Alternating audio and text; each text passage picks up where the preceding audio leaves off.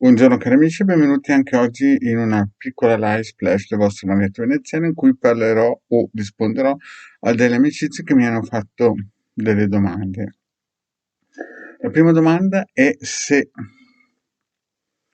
la fotografia deve essere più grande, più piccola, deve essere dentro il formato del circuito radionico, ovvero se la foto esce dai bordi.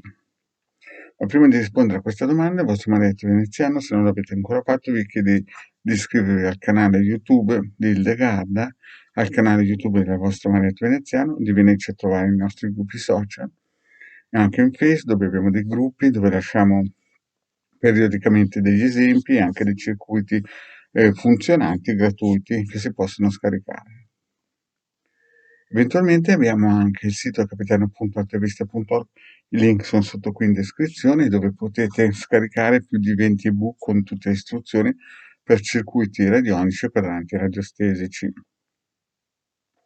Hanno già scaricato 150.000, più di 150.000 ebook, scusate, in cui praticamente con un calcolo veloce il marietto ha già dato all'umanità circa 2 milioni di circuiti radionici, solo scaricate il sito capitano.altavista.org. Quindi figuratevi quelli che si copiano e si scambiano. Infatti nel 2013 o 14 una veggente mi aveva predetto che questi ebook sarebbero andati dappertutto e addirittura se li sarebbero venduti fra di loro passandoli per Bene, poi abbiamo nella sezione del capitano.altavista.org abbiamo una sezione shop dove le persone possono acquistare dei servizi di Hildegarda Marietta Veneziana. Continuiamo con le nostre domande dei nostri amici, i quali ci chiedono se la fotografia può essere più grande. Allora, in linea di massima no, deve essere piccolina, bisogna eventualmente andare da un fotografo che con pochi euro ve la rimpicciolisce. L'ideale sarebbe questo.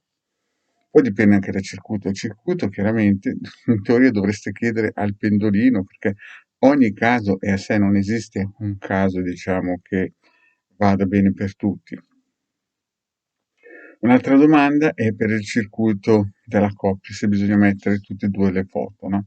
Allora, dipende, ci sono casi in cui chiaramente la persona ha le due foto insieme e potrebbe teoricamente poterla usare, chiaramente deve essere piccolina, o ad esempio solo una foto, no? L'importante è che si colleghi a livello energetico alla scia energetica delle persone, no? Ci sono volte in cui non si hanno le foto, allora bisogna collegarsi per fare delle indagini radiostesiche, nome, cognome e data di nascita a quella persona per potersi collegare alla linea energetica del committente. Chiaramente l'ideale è sempre avere delle foto piccoline. Io, avete visto, in questi giorni sto lasciando degli esempi con delle piccole foto perché teoricamente e anche in pratica, anche se si mettono sul web, queste energie continuano a funzionare perché fondamentalmente che sia sulla carta o sul monitor la geometria è sempre la stessa. Bene cari amici, grazie di avermi ascoltato e mi raccomando fate domande sul tubo. Grazie e alla prossima, ciao.